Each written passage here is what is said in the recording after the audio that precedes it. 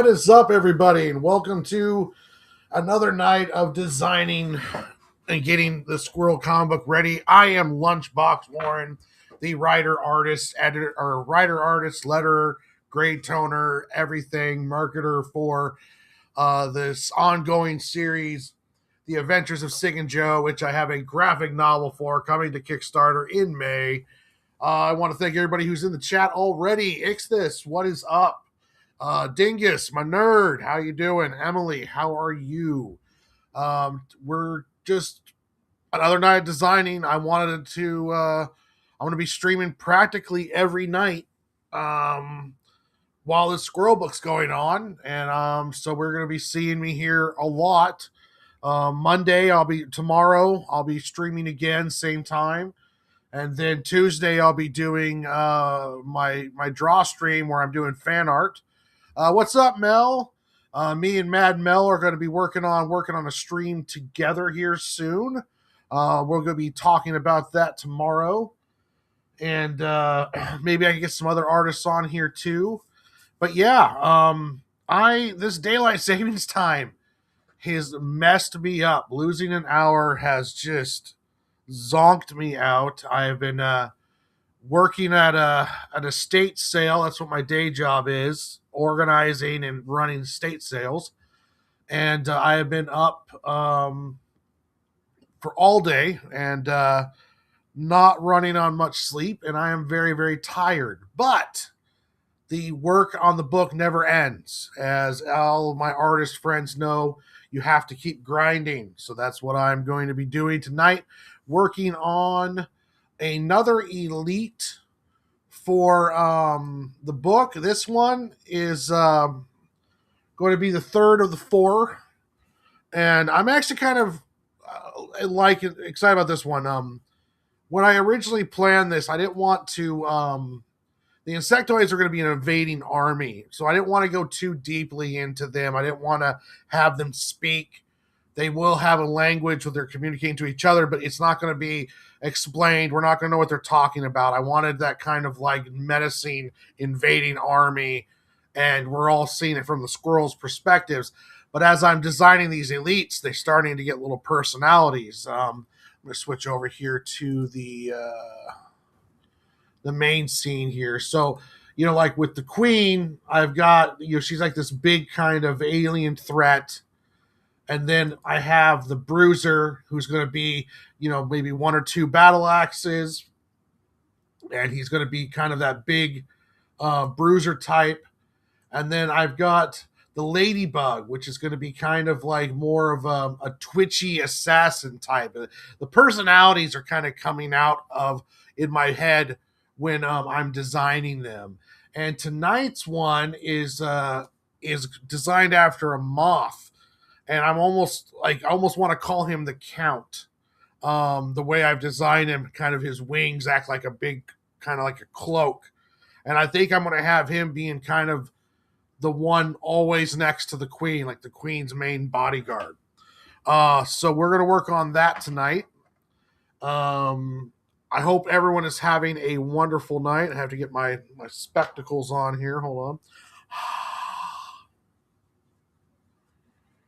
As we work on more squirrel drawings.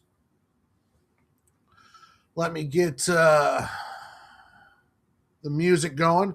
Same thing as always. If the music's too loud or not loud enough, give me a heads up. If you guys want to talk about anything in particular, don't be afraid to comment in the comments, and I will get to any questions along those lines. Yeah, let's get ready to start doing some drawing.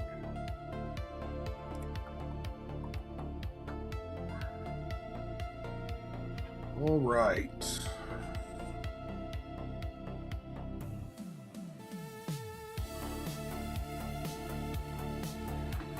Okay.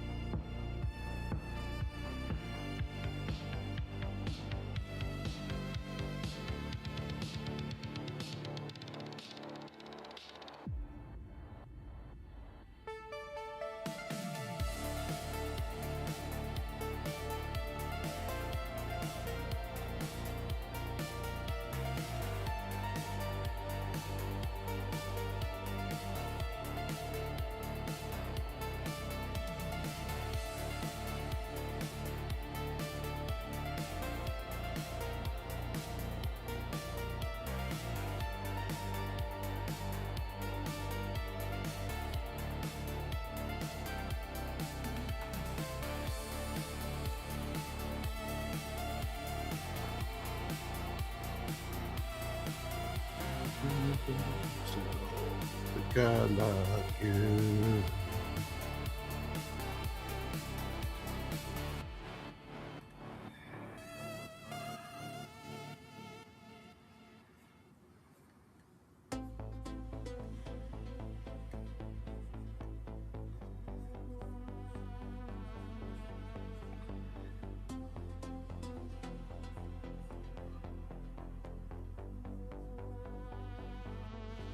You know, I haven't thought about it.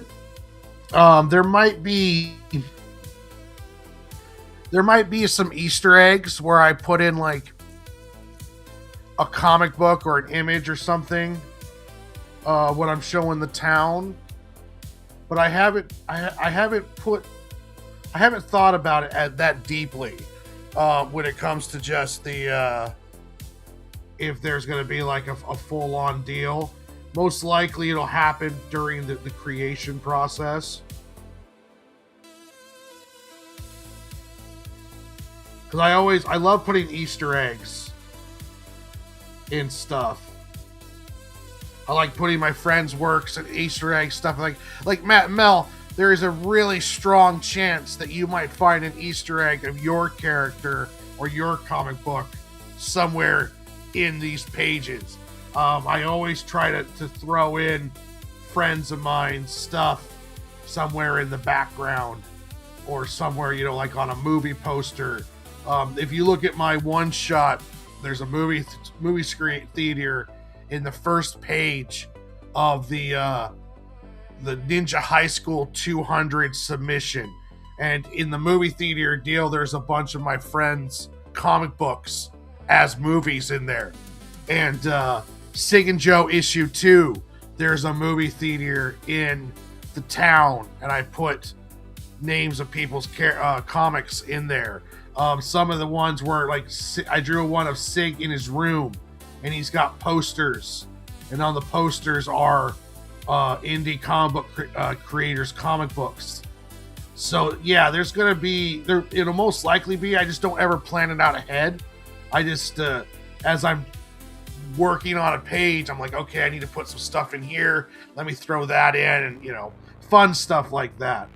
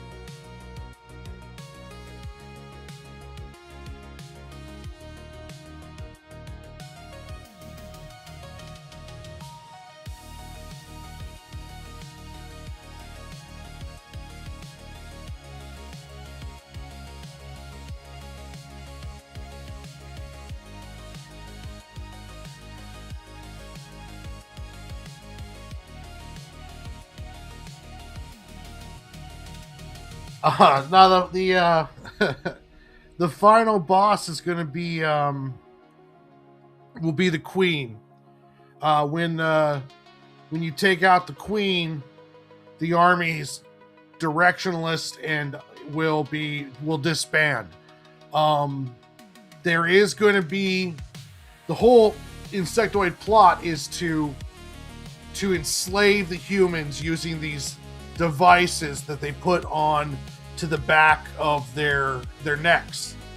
Well, they're going to put a device on one human as kind of a test subject, while the other humans in the town are asleep, knocked out by the gas that the insectoids put out. So they're going to be gathering the town folk, putting the devices on, and then they'll be piloting humans. Well, they're going to have one human with the device on, so when the squirrels attack, there will be like this almost Attack on Titan kind of thing where you have this insectoid-controlled human fighting the squirrel army, and it's going to be like almost like a kaiju, you know, because it's the size difference. So that's going to be a lot of fun, and going to be really cool to draw. And then while that battle's going on, there's some characters that are going to try to take out the queen.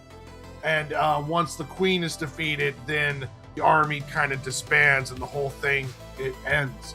So that's going to be the big final boss, will be the queen.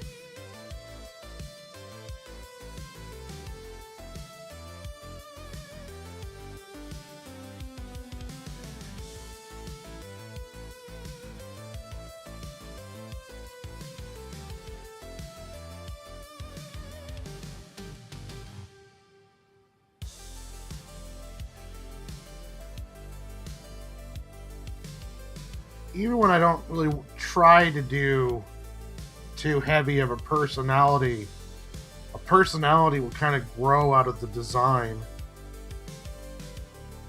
I've noticed.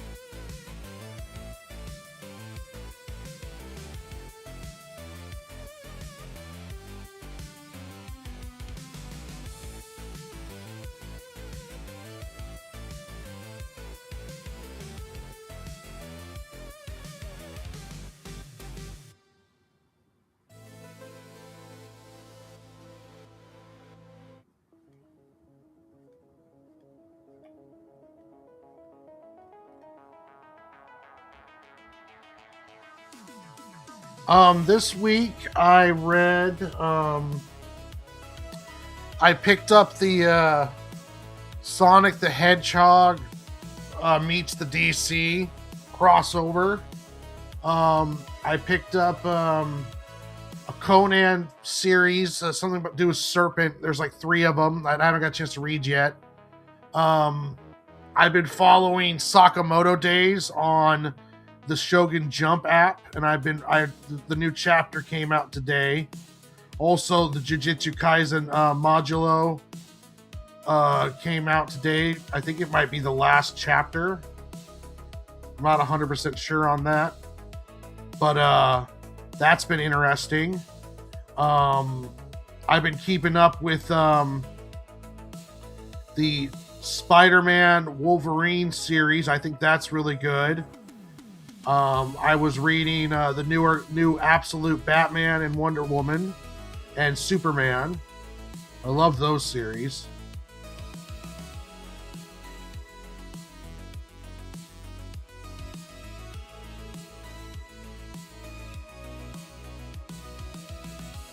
What have you guys been reading lately?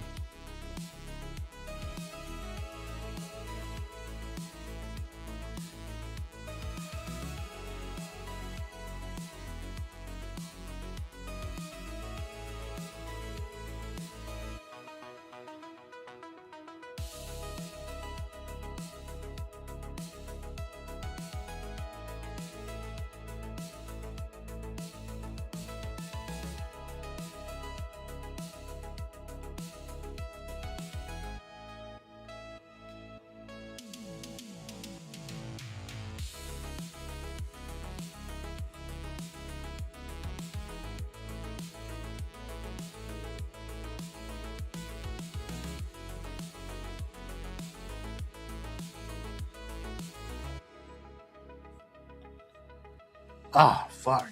I'm listening to this song. It's a cover by an artist. Her name, she goes by is Mapra, like Maphra, Mapra.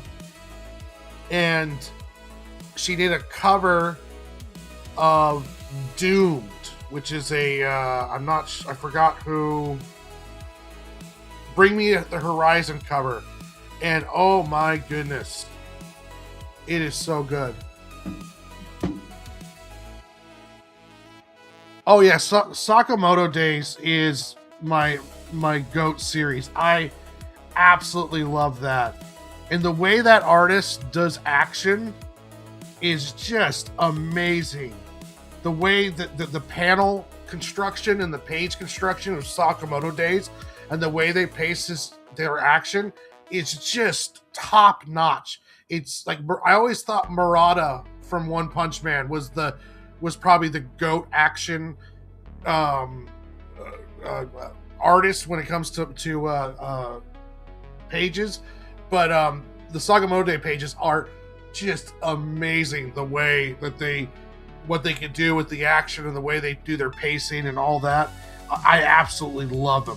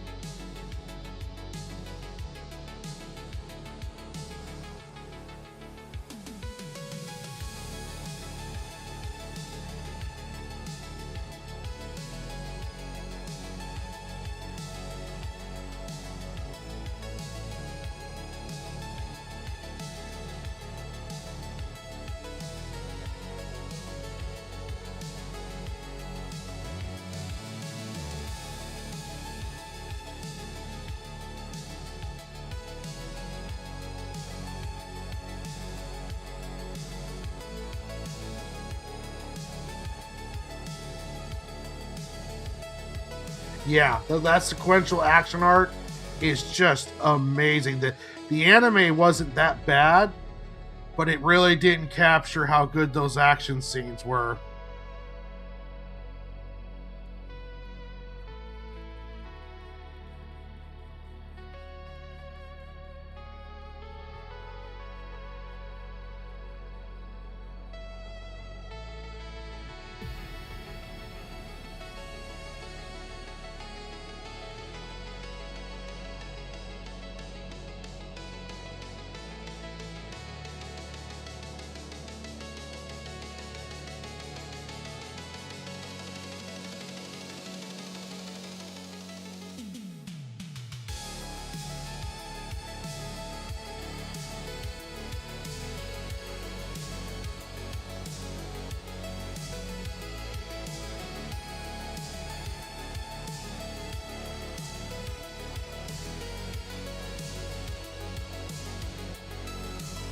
Yeah, I study Sakamoto Days quite a bit, trying to dissect and create my own panels that are that good.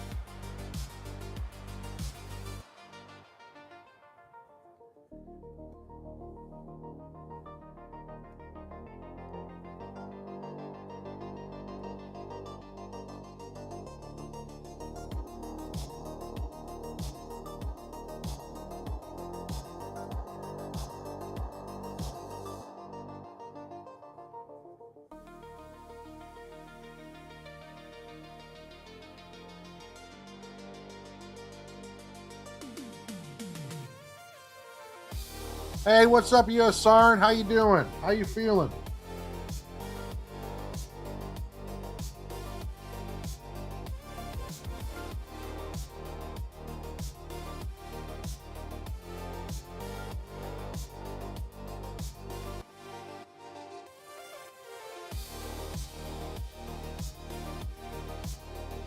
Hopefully you're feeling better today.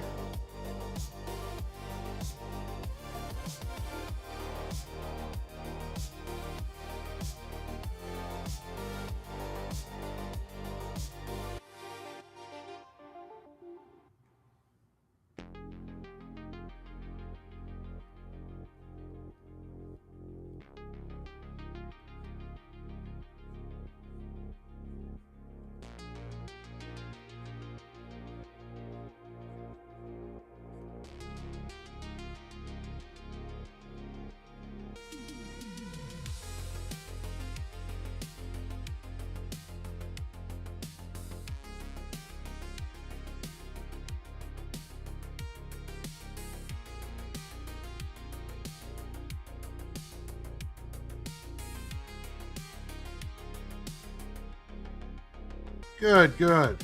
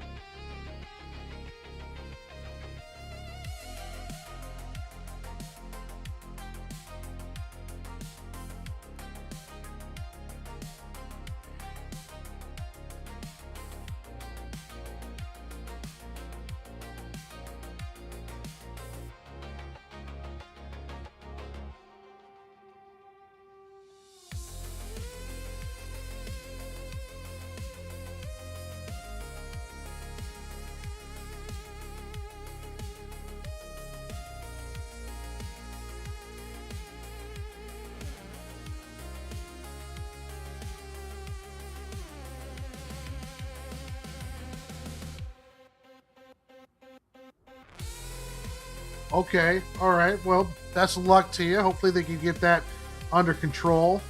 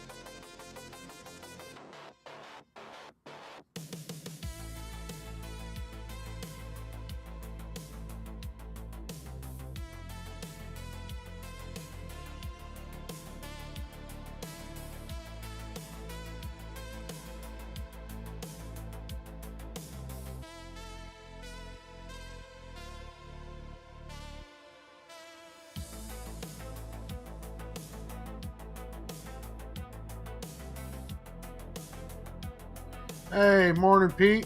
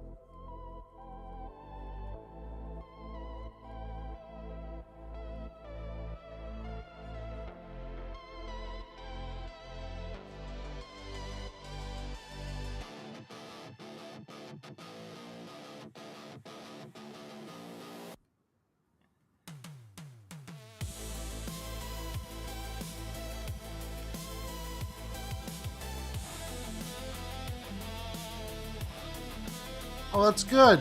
That's good, Yasarn.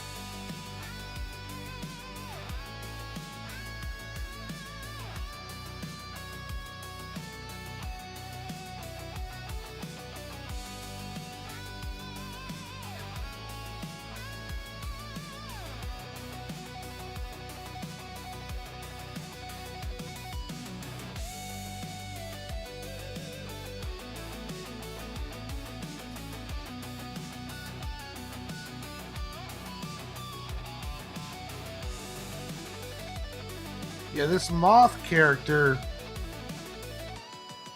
I'm really enjoying designing him, and I'm starting to call him the Count.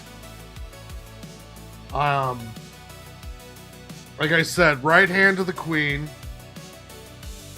and I'm gonna give him a bit of an honor system. Like when he's fighting one of the characters, if their weapon like gets out of their hands, he's the type to kick the weapon back to them. He's not going to fight an unarmed opponent.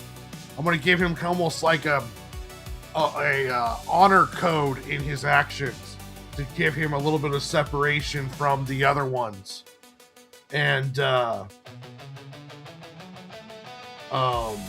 almost like a calmer, deathly, like a very intelligent demeanor tactician. He's gonna be kind of the leader of the elites. If the other elites will listen to him, because he's like the right hand of the Queen as well, and I think that's gonna be interesting.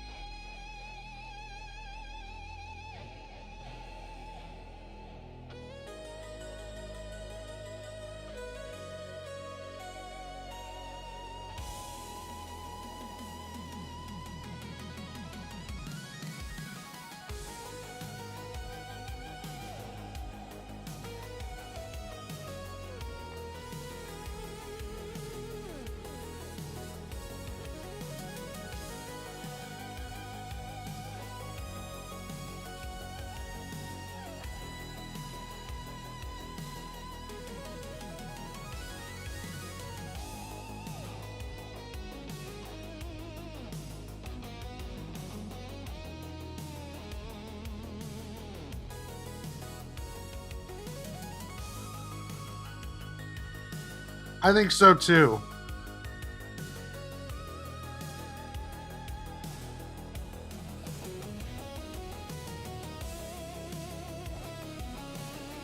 Like I could easily just make the insectoids just kind of paper thin monsters for the squirrels to fight. But I do think it's interesting to add more of a nuance and layers, at least to some of them. Like they're elites. So I want to give them kind of that, they're different than the rest. Like the drones are all going to be drones, like ant-like drones who are doing their mission and doing as they're told. The tacticians are going to have levels of intelligence to them because they're almost like the scientist organizer class of the insectoids. But for the elites, though, there's a reason why they're elite. It's because they're different, because they have different talents. They were bred to be different. So it's interesting to put these little personalities in them, even if those personalities are only going to show a little bit through their actions. I'm going to know a lot more about them, and I can play around with how they interact. And I think that's part of the cool thing about writing is when you add depth to a character, even depth that you don't explain to the reader, it will show up in their actions as you're developing the story. Like if I know this backstory on the Count here about how he is compared to the other ones, and it'll affect on how I write him into the story and how his interactions are. So you may not know the stuff that I've got floating around in my head, but you're going to see it show up in his actions, and you're going to be like, okay, this guy's a little different. And I think that makes it just more interesting. It definitely makes it more fun to write.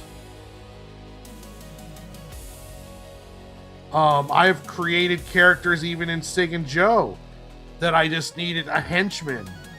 and I had so much fun designing them that they're going to get bigger roles in the next arc, where I'm going to flesh them out a lot more.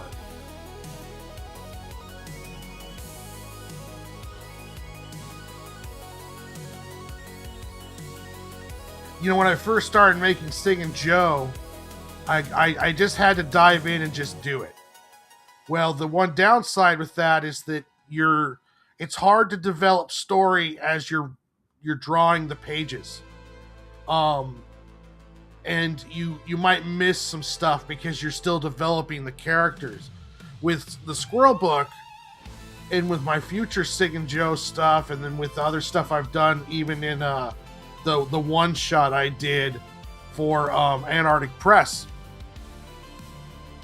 Who's there? I'm at the hospital about 60 miles from home because it was the closest, but from the point of the information is that I am close to a museum that is having an insect art display. I saw some pictures on TV. It caused me to think of your insects. Oh, awesome. I've learned that designing and doing this stuff, that having the, even if you don't illustrate it, having the depth to the characters and doing the pre-design work and getting everything figured out backstory wise and all that stuff really helps you build a better, more in-depth story. And it's why, like with the Squirrel book, I'm not going to start the pages until I get the ships designed, until I get the characters designed, until I get their backstories figured out. I'm really taking time to make sure that I have all the pieces in place, so when I start the production work, I'm just hitting the production work.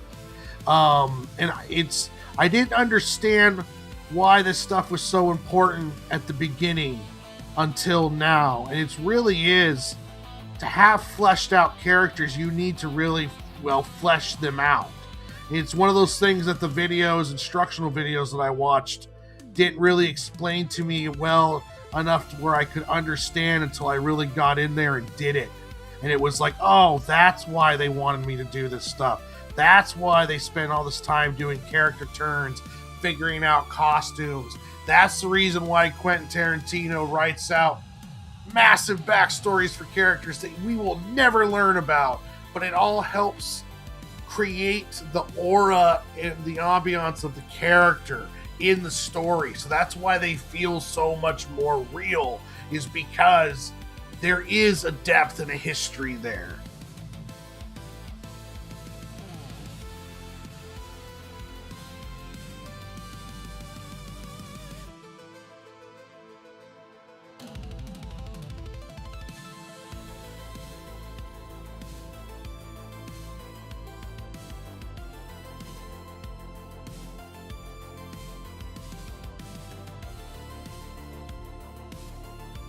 See, I'm going to give him a sword.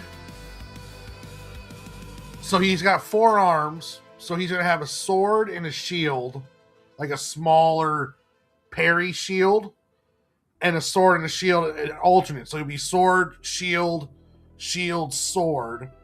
And he'll be able to, almost like fighting 2 people, he'll be able to parry and attack very poetically. So I think he's going to be one of the more fearsome fighters of the insectoid elites.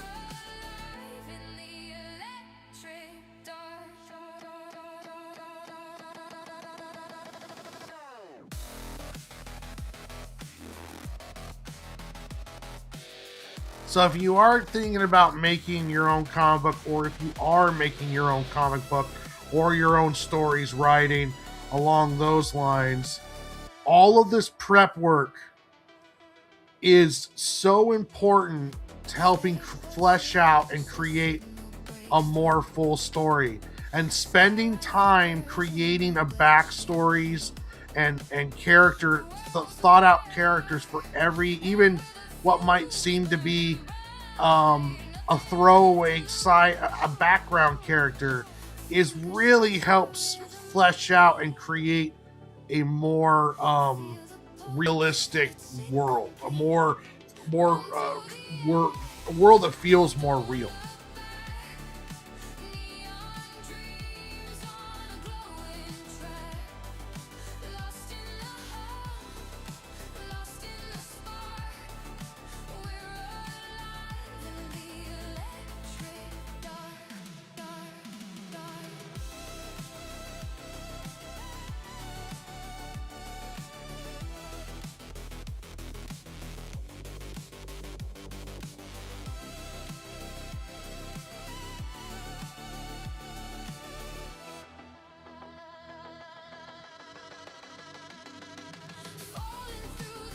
It really is. I didn't understand how crucial pre-production was until I did a full production without it.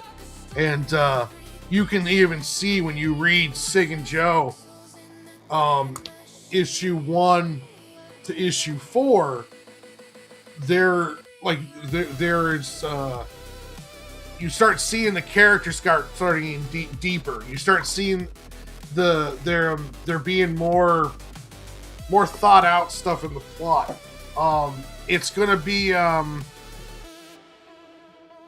see here. I've been working on a novel off and on about 10 years. Right at the beginning, a written told me to world build. Yeah.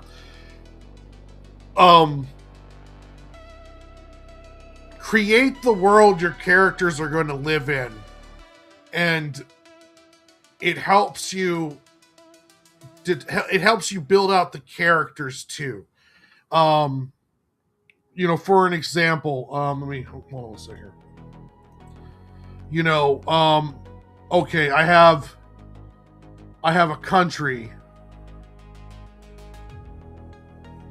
and in this country, it's surrounded by these other empires, and the country where my main characters are at are constantly being attacked and war driven by these other countries, and all of the conflicts that are happening in this world. I can have multiple characters that have never met each other, but they've all gone through the same tragedy. Or let's say, for an example, let's see, where do I go to?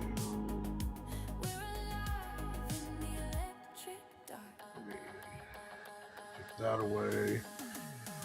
Let's say you have your story takes place in a magical kingdom.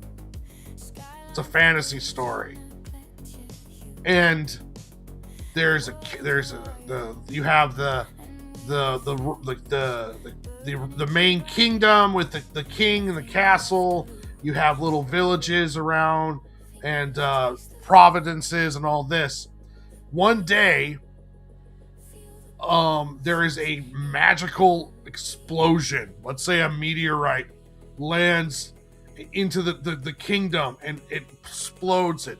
Well, this happens, let's say, 15 years before your story takes place. Well, all of your characters have now gone through that on some level.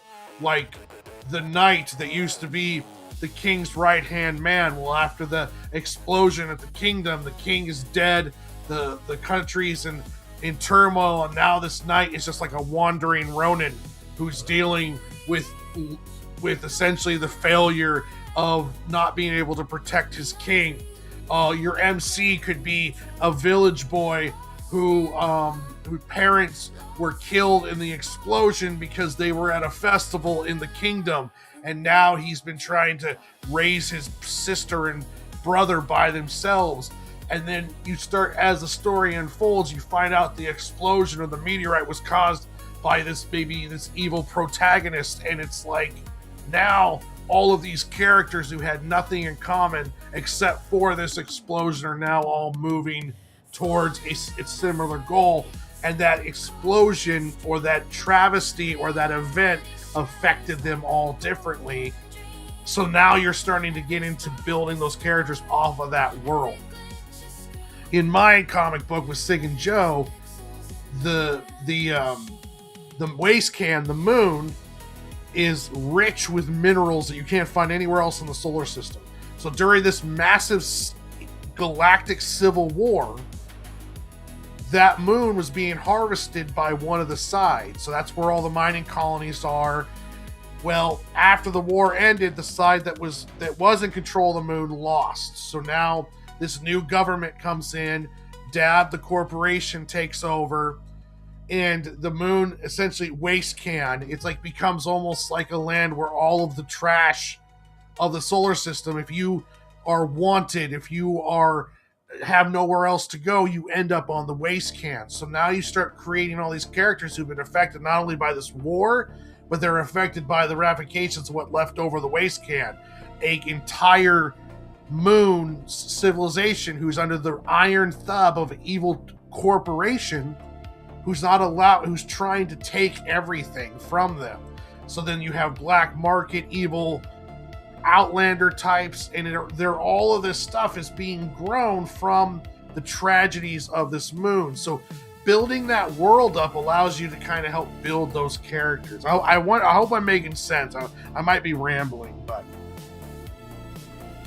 yeah, that it's building that world out allows you to help develop the characters inside that world, and that world building, like the magic systems, if they have that, or if it's a cyberpunk world, what kind of are there evil corporations in control of everything, like a Wayland Corp, or if it's depending on what your situation and what your story is, but having that connecting deal. And it doesn't even have to be negative. Like I've seen a lot of traumas, like maybe they just all come from it's a slice of life, and it's all around a school, and the school has good teachers, bad teachers, and that's how it affects the students and they're growing up and their interaction. And the new kid comes in, and how does he react to the school, and is there a rival school, and how is the city different? There's all sorts of world building that helps build up those characters. So like, if you look at Cyberpunk, the video game, the world is Night City, and everyone is affected by how Night City is and how Night City affects people trying to survive Night City. If you look at Full Metal Alchemist Brotherhood, the Ishvalan War was created by the main bad guy as part of drowning the area in blood and turmoil to create his gigantic circle to try to create one massive stone using the entire country. So, but the characters don't know that until more towards the end of trying to create a massive philosopher's stone using the entire souls of an entire country.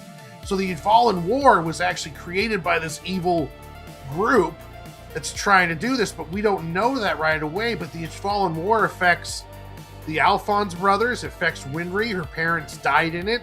Scar was created in it with because he was Ishvalan, and with the genocide of the Ishvalan people. Captain Mustang and Hawkeye were traumatized soldiers in it because they were part of the fighting forces that were genociding the Ishvalans. So everyone in the story is affected by the secret actions of this group. But that war, it's like a pebble gets thrown into a river, a pond, and the ripples go out, and those ripples affect everyone differently, even if those characters are not connected. But the events connect those people. So it's kind of like that world building is very important.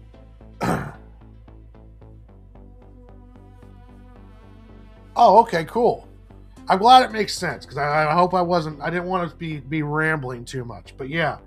It's just it's I I've been learning this stuff as I go along, and it's just I get nerd out with it because I absolutely I feel like I figured out a secret formula sometimes at times, and it's just trying to apply it myself and work on it. But yeah, it's like I have a fantasy story that I call "The Night the Realm Stood Still," and it's essentially an anthropomorphic fantasy world, wizards, knights, all animal characters. The main character is a cat. There's like a beaver wizard. There's a chipmunk archer scout.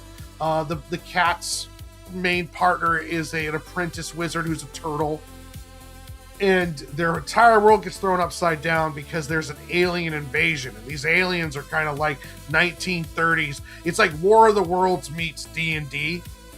And the whole story is going to be about this sword and sorcery taking on these kind of like mechanical heat ray machine aliens invasion.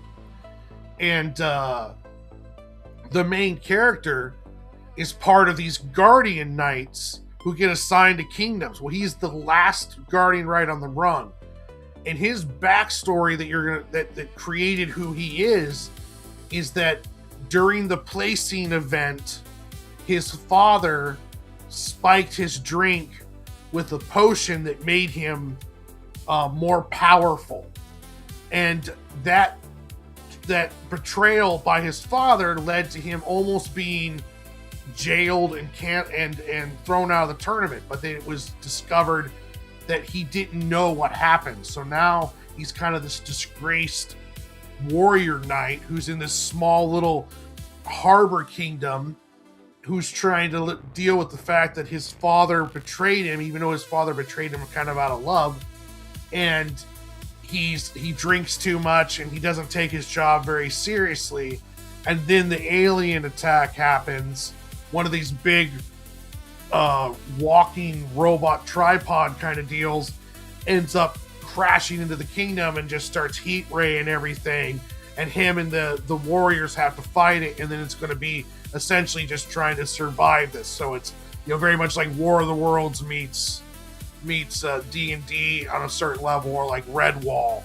So that's one story that I have the first graphic novel arc already written down. I even have pages for it done that I'm going to redo. But yeah, that's another story that I've been world building and working on. It's just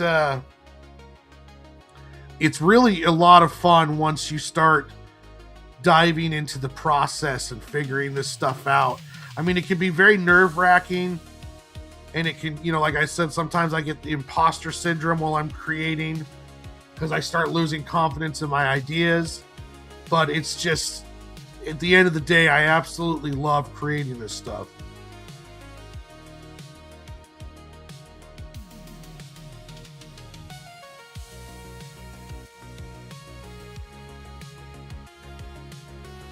But yeah, going back to world building, it's very important. Building up that world helps you flesh out the characters, it helps you create why they're doing it, what motivates them. Even if those motivations are never clearly spoken of in the actual story, you have you as the writer knowing will help you create a much more fleshed out character.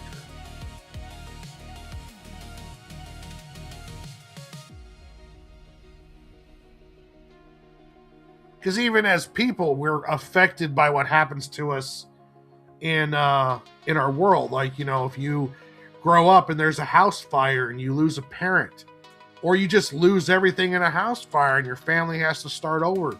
Your dad or mom loses their job, a divorce. All of this kind of stuff can affect how you grow up, how you react to things, a broken heart, a girl cheating on you, winning the lottery, graduating from a prestigious school. all of this stuff affects you and builds kind of who you are as a person. Well, it's the same way with your characters. Even if you don't even know what happened to the person, you can see some of the effects of what's happened to them in their lives through your interactions with them. And the reader can do the same with your characters if you build up, if you know what the basis of that character is coming from.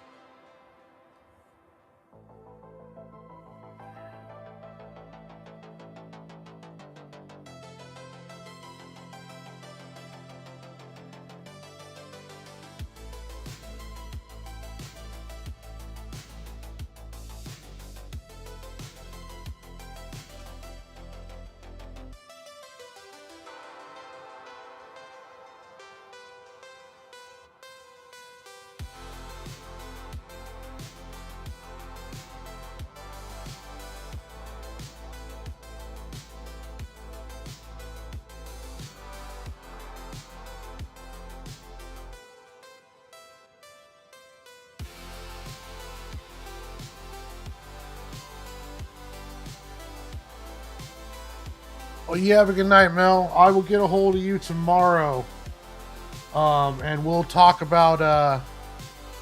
I'll get a hold of you tomorrow, and we'll talk about when will be a good time for you to stream. We can stream together.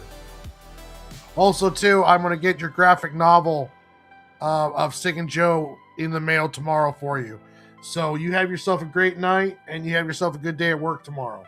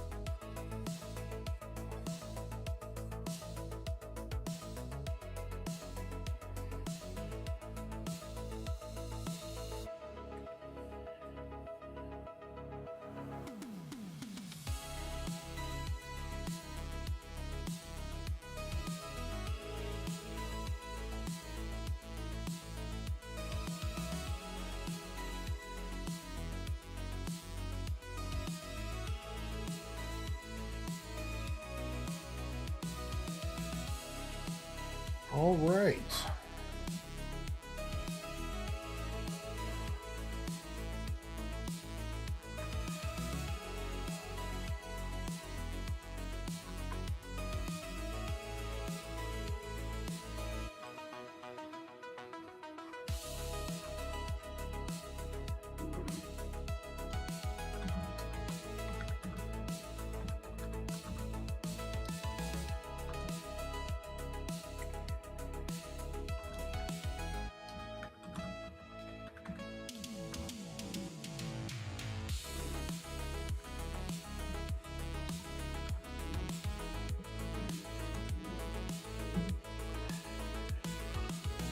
All right. Stay.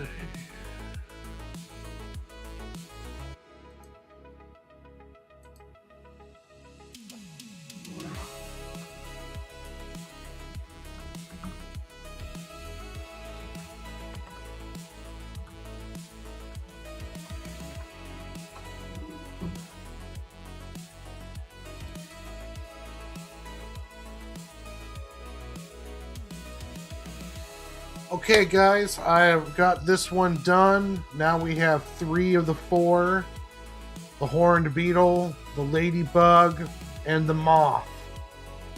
I'll be back tomorrow to do more. Same time. I don't work tomorrow, so I'm going to sleep in a bit before I go to the gym, so I will be feeling more energetic tomorrow. So I'll probably be drawing for more, maybe 2, maybe even 3 hours tomorrow night, working on the last elite. And then I've got to I'll design the tacticians and the drones. And Michael Exodus, thank you so much. US Sarn, thank you for stopping by. Pete, Mad Mel, you guys are all great, and I love you guys all for your support and stopping by. We will be going live again tomorrow to design the Mosquito Elite, and then maybe even the Tactician and maybe the drone. Then I've got to work on designs of the ships, and I'm also going to be reworking some of the squirrel designs. But yeah, we are going on right full ahead, and I'm glad to have you guys following along in the journey with me. If you have not been, if you're not a subscriber, please like and subscribe. And as always, my friends, be safe, be good, and God bless.